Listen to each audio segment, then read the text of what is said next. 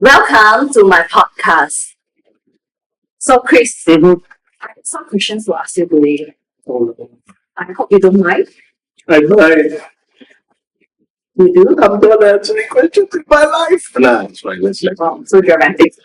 Okay, so the very first question that I'm going to ask you is why did you decided to go into acting? Wow, why did I decide?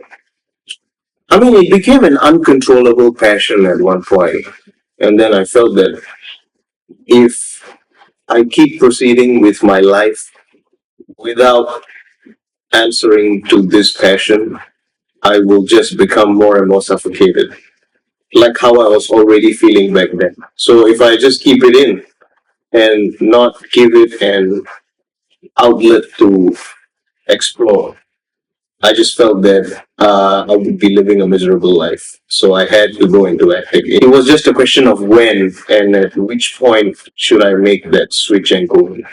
But I had to get into it. When did you even decided that you like acting in the first place? I think it was around when I was in poly, either end of year one or somewhere around the first quarter of year two. Yeah, so it might be about 2000, 2004, 2005 maybe. Yeah, 2005 was when there was a sudden surge of passion towards acting, especially after I started to go for my drama club CCA on a very regular basis. And during this point, I was watching a lot of international movies. I was reading books about stage plays and theater plays and all that. The history of drama, Greek drama history, etc. So all this, just gave me this incredible sort of pressure from the inside to want to actually do this for myself. That was when I made the decision. But then if you ask when I actually managed to get into it, it was like 10 years later. Wow. Professionally, yeah, 10 years later. So, in all, you say that it has been about 10 years. Like professionally, well, you actually counted. So, did you celebrate your anniversary? No, I didn't. I didn't celebrate. I mean, it's an important milestone. Or are you going to celebrate on your 10th? On the 10th, maybe, yeah. Yeah, because I do consider it an achievement to make it to 10 years of acting in Singapore. Yeah, because it's not easy at all, right? You gotta just what's the word for it? It takes a lot of resilience, and it's not easy at all to. My first few years, I wasn't able to see too far ahead. I really had to take it, project by project, and give myself like 2 3 years at a time. Okay. I felt like that was a great pep talk For who? for everyone else that's trying to get into the acting. Oh, right. Okay. Yeah. So would you say that acting is sustainable for you? Well, actually, that's a very tricky question. If you ask for me itself, I would say that over these 9 years, most of my jobs have been acting, and I think I wanted to keep it that way.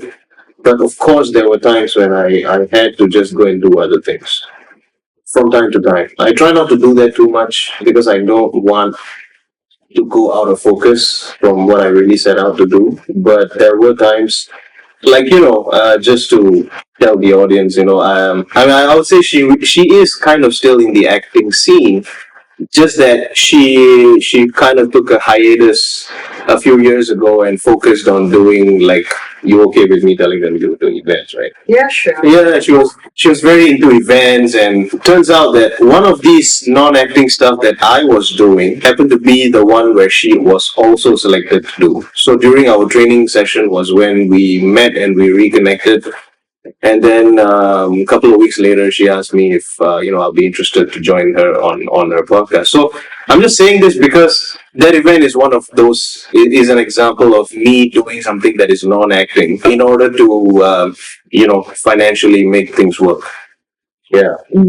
Which means it has been pretty better. So For the most part, financially, yes. but were you doing like mostly commercials or dramas, I was doing everything that I was getting. documentaries? Yeah, I did. I did some documentary. Yeah, National Geographic or something. Oh, I wish it was at that scale. No, I was, there was this Chinese Asia documentary called Law of the Land. I was in that one. And then there was, Southeast Asia did a documentary called Marvel Inside the Storm. It was about something to do with the comic book. There was a story to do with comic books in Marvel comic books, and I was in that documentary as well. You wore an underwear outside your pants. I was not in a Superman documentary. Yeah. But you say it's related to Marvel, isn't it? It's related to Marvel. Yeah, I was playing a real life person and not a superhero. Okay. A real life person in a superhero universe. No? Okay. Guys, Mel sometimes she goes into another zone. I hope you guys don't mind. It's something that Casper and I have to deal with whenever we meet her. And today might be the last time. Oh no! Oh my god! No, there was a bunch of actors, chosen for this documentary. It was a retelling of some of the stuff that happened within the Marvel management.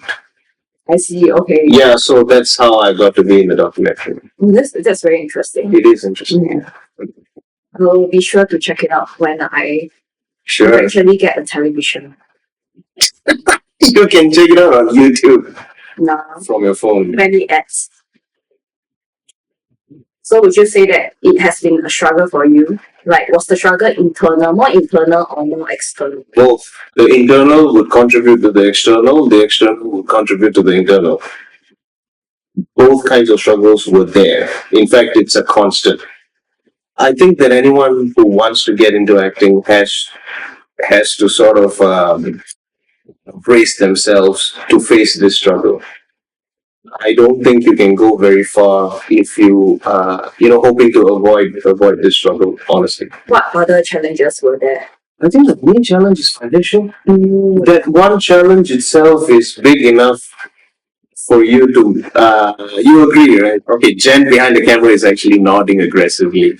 So I take it as a nod from the audience as well. I mean, when you face a big financial struggle, that itself is enough to make different aspects of your life a struggle. Yeah, I understand. So like the saying that money can't buy happiness, that's because they don't know where to shop. Money can't buy happiness. That's right.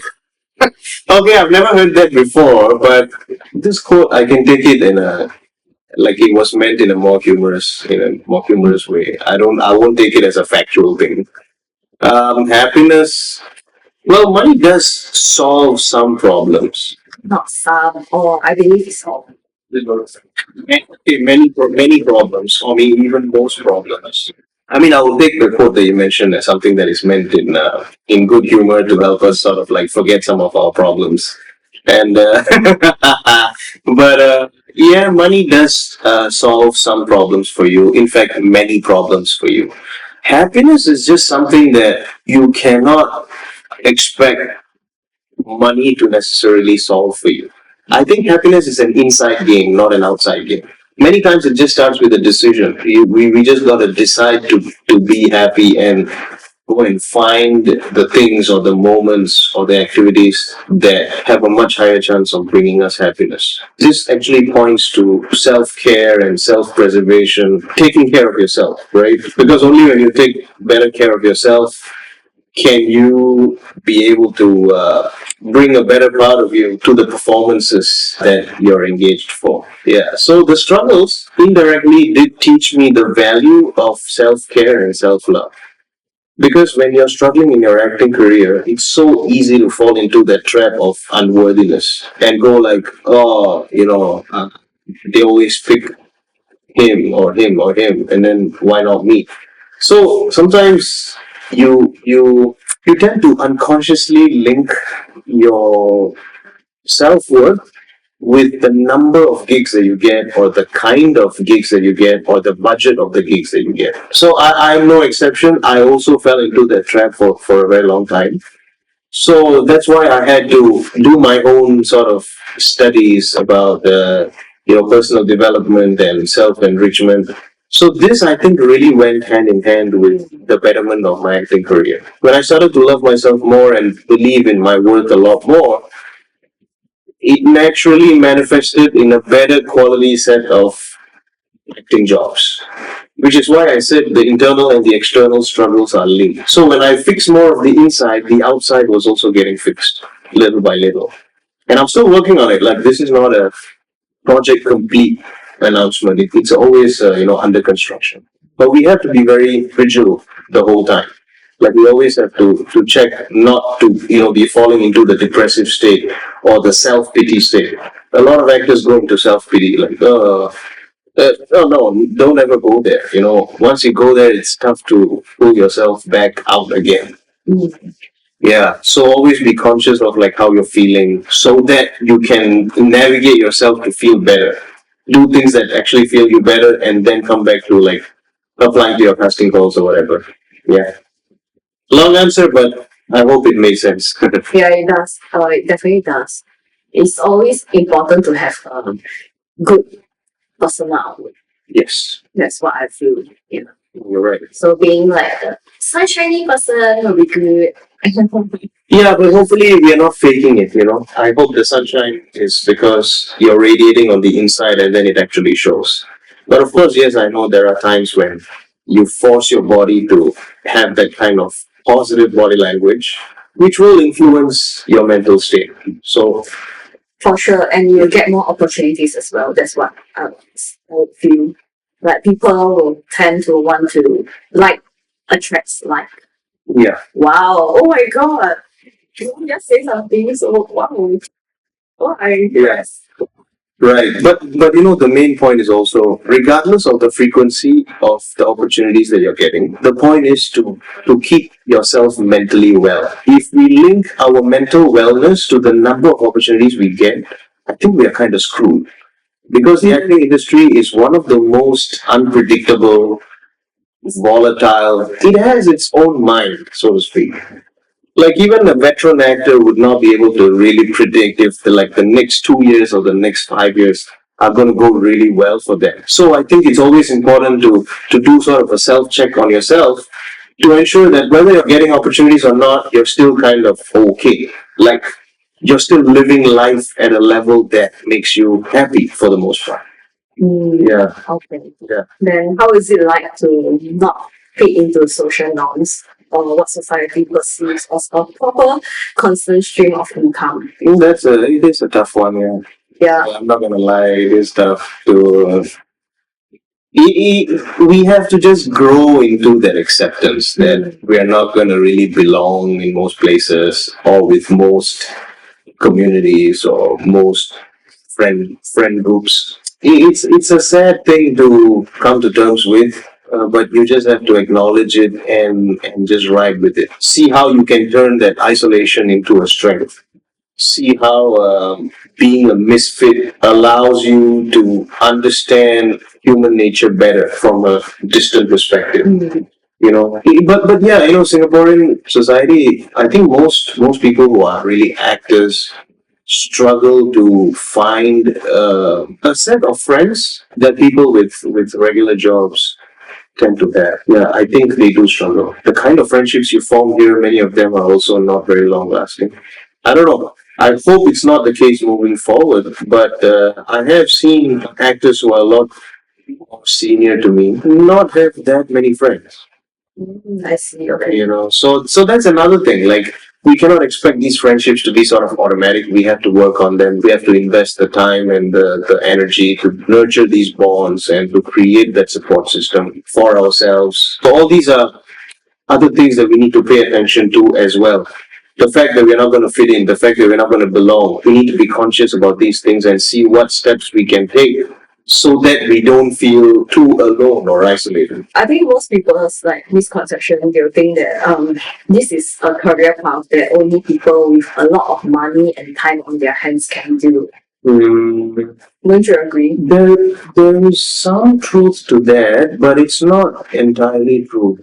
Why I say there is some truth to it is because, okay, let's say you got a lot of money. What are the extra things that you can do that the rest of us cannot when you first start out? You can get maybe hire a video production team, you can shoot your own content because you can go rent out spaces, you can rent out camera equipment, production equipment, etc. You can pay people to do things for you in terms of shooting video, shooting, let's say, your own short films.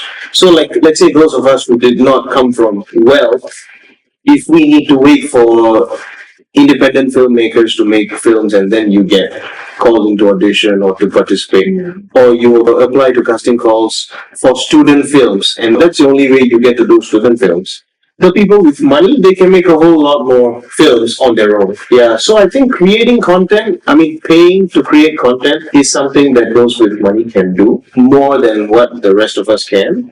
However, it is not necessarily a determining factor of getting that far ahead or making it before the rest of us. Because ultimately, to sustain in the industry, right, you need a whole bunch of factors that are aligned: work ethic, attitude, consistency, most importantly, talent, reliability, adapting to the changing needs of the market. How do you stay relevant? How do you stay employable? How do you like sort of satisfy your clients? Like all these are very important factors that would increase your longevity in acting. But then if you come from money and you're able to make your own content and you're lacking severely in all of these other qualities, like yeah, sure, you can still be considered an actor. It's just that maybe you're not so business friendly. Like a lot of companies don't really want to work with you for some reason. So you don't mind even like other people judge you based on the career path that you choose? No one's really gonna sit here and say they are so happy to be judged unfairly. But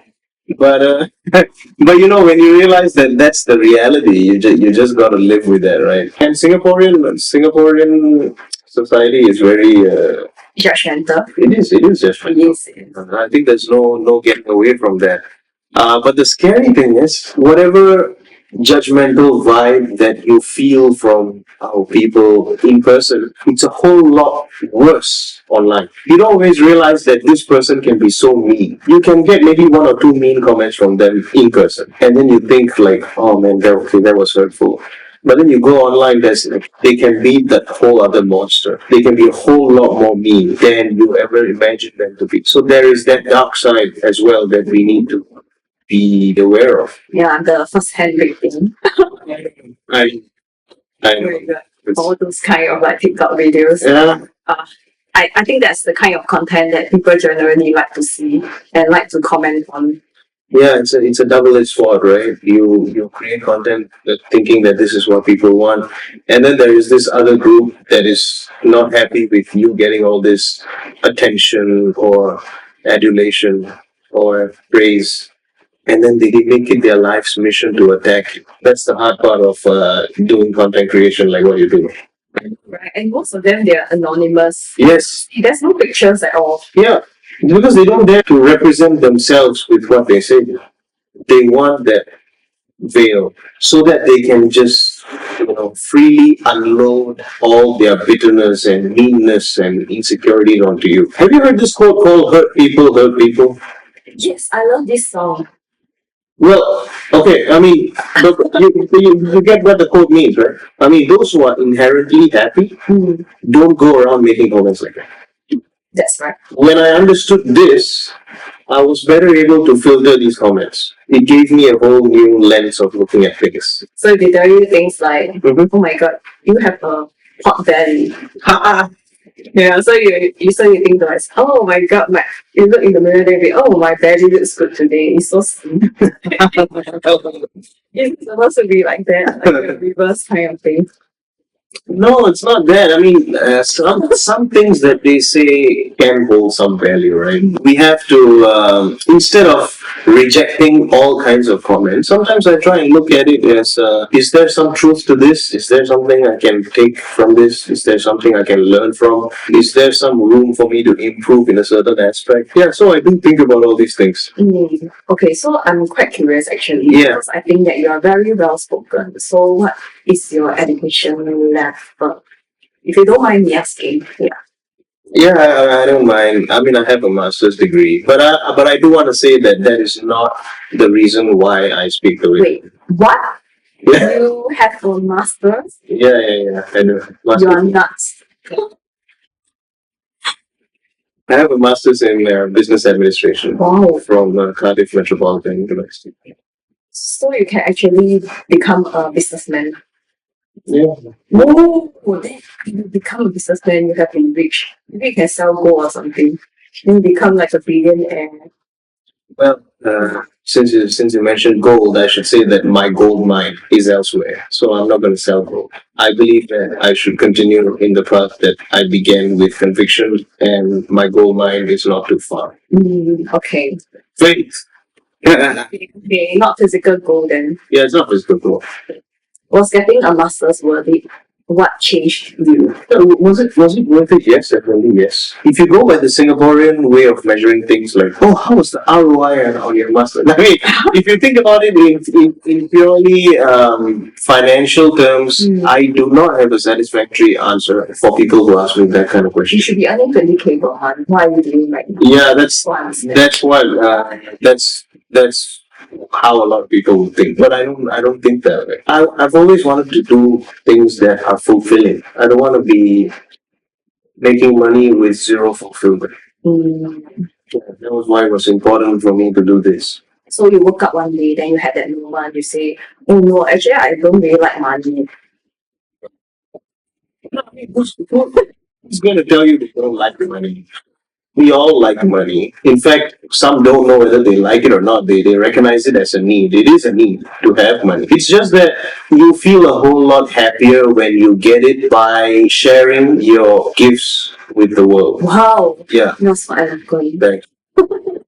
You feel a whole lot happier when you have found a natural extension of something inside you that you can express, that you can communicate. And the sweet spot is when your gift, the way you express your gift, has a commercial benefit. It serves people, and people can get helped by it. People can benefit from it. That's that sweet spot. This is when the real money starts coming. Ooh. Yeah. So when people say there is no money in acting, it is not a completely true statement. It is true that only a small percentage of actors are wealthy. But if you look at it closely, these are the people who have figured out how to serve a market need. There is always something in the market that needs, there is a void that needs a filling. And I don't think you would have that pressing need to become an actor if you don't have a capacity to fill that void in some way, because there's different ways you can navigate your career as an actor, right? There's different kinds of acting formats. There's of course the doing the stage plays, doing television dramas. There is doing documentaries, doing corporate videos, doing advertising, doing marketing materials. Then there is role play for business training, corporate training, communication. Natural talents that you have as an actor can be applied somewhere without you just labeling yourself exclusively as an actor. Like, for example, your voice can be used for voiceovers, voice acting, narration, presentational videos. So you pick apart the things that you can really do. It's no accident that a lot of actors are teachers, educators, people of their capacity. They have a nurturing spirit. Some actors are really good at jobs that require a lot of listening. Because as an actor, you have to cultivate your listening skills. Why? Because in a performance, it's acting and reacting, right? So if we have a dialogue scene, if the camera is on me, I should not be thinking about acting during that shot. You are talking, you are saying your lines, you're expressing yourself. I'm just listening. And then the camera is just capturing me listening to you. So that skill is very important. So that skill can be used elsewhere as well. It doesn't just need to be in acting, which is why I said that you can really expand on the little gifts that you have to make your career more wholesome. And hopefully also be able to find other jobs that need not necessarily be connected to acting, but help to keep your acting dream alive by helping you to sustain financially while you're pursuing this dream. Okay. Get it? Understand. So that is why you decided not to take the conventional route. Yeah, because I wanted to be fair to myself and to my employer as well. I don't want to be sitting in an office and always be thinking about characters and screenplay and scripts and what casting call can I apply for. And why I say this is because it actually happened. Like, once I was done with my poly, I was working at a company. It was a desk job. I was there for many months. Every time I'm at work, I'm just staring at those documents. I'm looking at the computer. All I think about is, oh, what movie did I watch and what character was so interesting to me in that movie. And then I'm remembering some dialogue, some line from some movie, some scene, some storyline, some plot line, some voice. I didn't want to be in a place where I'm not focused on the task at hand. And also, employers, they expect a certain level of commitment. Yeah. Like, no, but most people are not really looking for someone who says, oh, I'm only going to be working here for 3 months. Because we also have to think about how much time and money and effort they invest in us to train us, to groom us, to get us ready for a job, right? And obviously, for them putting in that much into us, they would expect a certain return in terms of our time and productivity levels. So all these reasons were why I felt I shouldn't be in a real conventional full-time job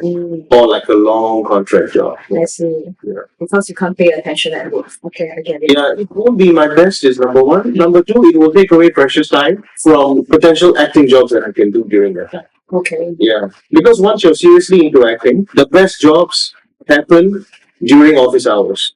Because for production, they work during that time. I see. It's very common for your call time to be like 7 a.m., 8 a.m., 9 a.m. Okay. Like a normal office going. But you can always take an off day. I'll flip your statement the other way. You go and ask all those people who are working in normal office jobs, right? But whose real passion and dream is to be an actor. You ask them how many acting jobs they have lost because they are unable to take an offer. If you get a real serious important role, that role can go on for days, can go on for weeks and months, and that role would require like a serious commitment. Your employer won't be so happy to just keep letting you go like for so many days. Maybe now with the new work from home culture, maybe things are a little different. I have been constantly in touch with other people who look at me and sometimes they live vicariously through me. There are people who say that I've wanted to be an actor, but something's like stopping me. So I look at your social media updates and I look at where you're going in your career and I live through you. So they have those professional restrictions that don't truly allow them to go all out and pursue an acting career. So there is that problem there. Yeah. Okay. Apart from work, what are your family's thoughts on this? Well, obviously in the beginning, there was a lot of uncertainty and even resistance. We all come from typical Asian families. And some families are more Asian and more traditional than others. You can imagine the apprehension that comes with going in pursuit of an imaginary pot of gold and saying that, oh, I want to be a musician, I want to be an actor, I want to be a writer, I want to be like this some kind of an artistic person, right? You are thinking of flourishing in your chosen art form and being prosperous.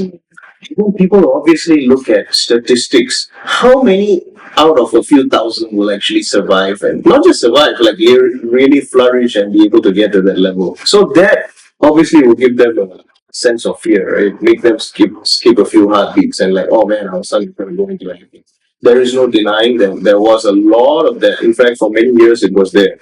But that is also why I was working extra hard. Like, I was really pushing it to produce results, to show actual evidence of growth, progress, and even success. And in the initial stages, I had to be the one showing. I would show, behind the scenes. I would show like, oh, look, they've said that this TV show that I was in is going to be telecast on this date. Oh, look at this corporate video. So there's a lot of stuff that you do that is not really out there. It's not out there in the public because you're not yet a recognized actor. There's no real like stamp on you. So production companies hesitate to hire you. They always look at you like, oh, what have you done? What big companies have you worked with? What brands are you associated with? So it's a very catch-22 situation. If you hire me, then you will be the person that can give me that stamp. But then if everyone like doesn't want you because you don't have that one company that is a big name, then how are you even going to make any progress? But you fight through it. At some point, some situation will open up for you, and this is the value of persistence. Whether things are going well or not, you keep persisting, persisting, persisting. Someday, someone's going to fall sick. Someone's going to bail on the production.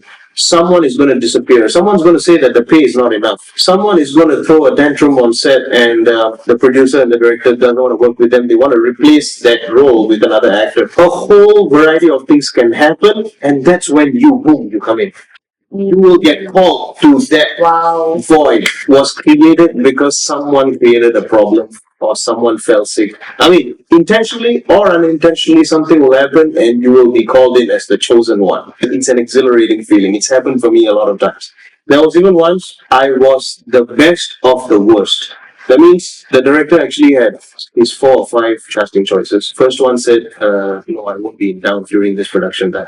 The other one said, oh, I worked with you guys one time and it wasn't fun. Then the third one said, the money is not enough. The fourth one said something else and the fifth one said something else. And then I was in the rejected pile. They did not think that they will go through 4 or 5 no's and they even had to come to this. They thought they can confirm one fella from here, but it didn't happen. And then they came to me.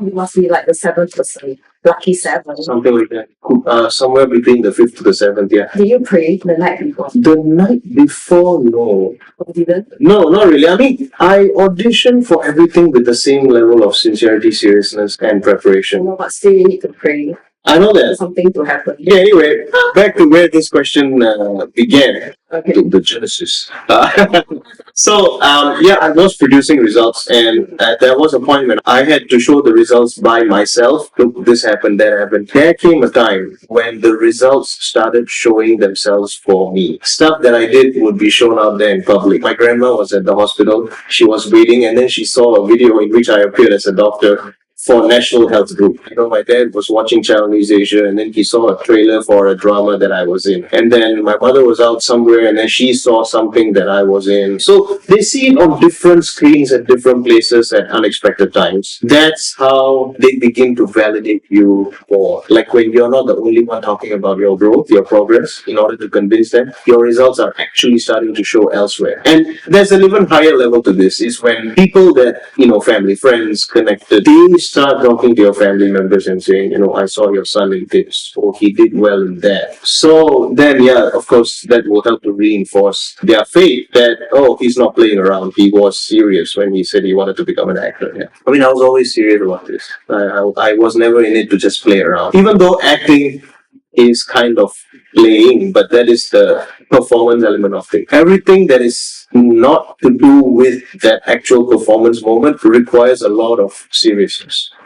I think at the end of the day, your family is generally very supportive of your choices and your decisions in life. What made you successful today, in a sense? Because everyone defines like success differently. Yeah, so success is the point that is, I mean, I'm not as successful as I wanted to be. But however, I am certain that one day I will be, or one day I can consider myself. Yes, I think so. I see it in your eyes.